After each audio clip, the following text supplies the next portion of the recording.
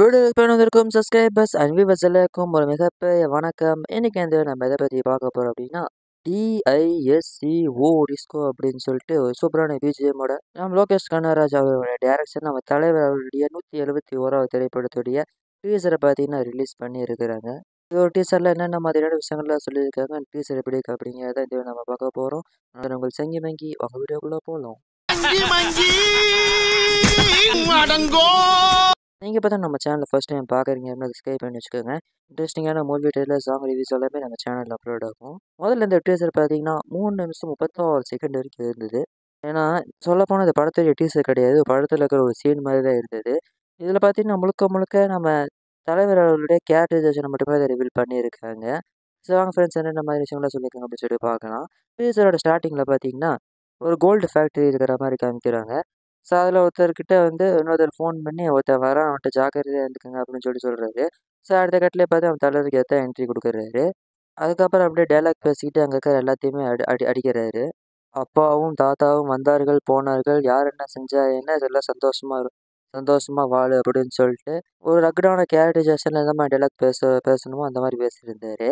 So அதோட எல்லாத்தையுமே அடித்து போட்டு அந்த கோல்டெல்லாம் நமக்கு தான் சொந்தம் அப்படிங்கிற அந்த கர்வத்தோடு மேலே படுத்திருக்கிற மாதிரி படுத்திருக்காரு. அதுக்கப்புறம் பார்த்தீங்கன்னா இன்னொரு கால் வருது. என்னடா அவனை முடிச்சிட்டிங்களா அப்படின்னு சொல்லி கேட்குறாரு. முடிச்சிடுவோம் அப்படின்னு சொல்லிட்டு நம்ம தலைவர்கள் கெத்தாக ஃபோன் பேசிட்டு வைக்கிறாரு. அதோட பார்த்தீங்கன்னா இந்த டீச்சரை முடிச்சிருந்தாங்க. இதெல்லாம் வச்சு பார்க்கும்போது நம்ம தலைவரோட கேரக்டர் பார்த்தீங்கன்னா ரொம்பவே ரக்கடான கேரக்டர் மாதிரி தான் இருக்க போகுது இந்த ஒரு திரைப்படத்தில். ரீசெண்டாக நம்ம தலைவரோட எல்லா திரைப்படத்துலையுமே ரொம்ப நல்லா இருக்கிற மாதிரியான கேரக்டர் தான் நடிச்சிருந்திருப்பாரு. ஆனால் இந்த ஒரு திரைப்படத்தில் பார்த்து ரொம்ப ரெகுலரான கேரக்டர் மாதிரி தான் தெரியுது. ஸோ அதனால் இந்த திரைப்படம் பார்த்தீங்கன்னா அவருக்கு டோட்டலி வேறு மாதிரியான ஒரு திரைப்படமாக அமைக்க அதிகப்படியான வாய்ப்புகள் இருக்குது.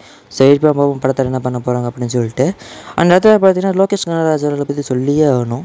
இதுக்கு முன்னாடி அவரோட திரைப்படங்களை பார்த்தீங்கன்னா ட்ரக்கை தான் பார்த்தீங்கன்னா கடத்துற மாதிரி வச்சுருப்பாங்க. ஆனால் இந்த ஒரு திரைப்படத்தில் பார்த்தீங்கன்னா கோல்டை கடத்துற மாதிரியான விஷயங்கள் வச்சுருக்காங்க.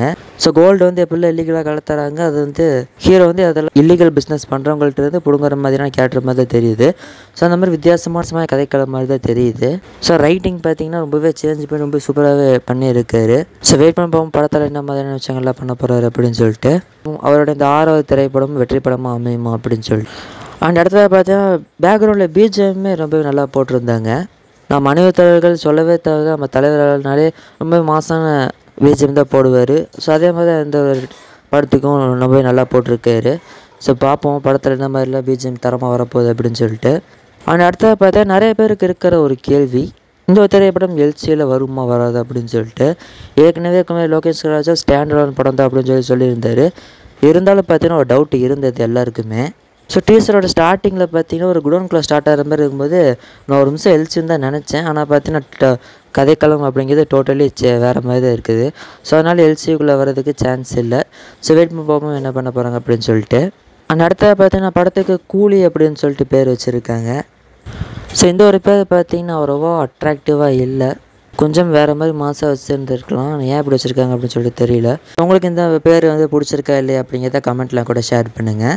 ஸோ ஓவரால் இந்த டீசர் பார்த்தீங்கன்னா லாங்காக இருந்தாலும் ரொம்ப நல்லாவே எடிட் பண்ணியிருக்காங்க. முழுக்க நம்ம தலைவரோட கேரக்டரைசேஷன் மட்டுமே வந்து எடிட் பண்ணியிருந்தாங்க. ஸோ படம் பார்த்திங்கன்னா கோல்டை வந்து இல்லீகலாக கடத்துகிற மாதிரியான திரைப்படமாக தான் வரப்போகுது. ஸோ வெயிட் பார்ப்போம் என்ன மாதிரியான எக்ஸ்பீரியன்ஸ் அந்த திரைப்படம் கொடுக்க போகுது அப்படின்னு சொல்லிட்டு. அண்ட் நீங்கள் இந்த டீசரை பற்றின உங்களோட ஒப்பீனியன் எதாவது கமெண்ட்லாம் கூட ஷேர் பண்ணுங்கள். அண்ட் இதே உங்களுக்கு பிடிச்சிருந்துச்சுன்னா லைக் பண்ணுங்கள், ஃப்ரெண்ட்ஸு பார்க்கணும் அப்படின்னு அவங்களுக்கு ஷேர் பண்ணுங்கள். அண்ட் மறக்காமல் சிங்கமங்கி ரிவ்யூ சேனல் சப்ஸ்கிரைப் பண்ணி வச்சுக்கோங்க.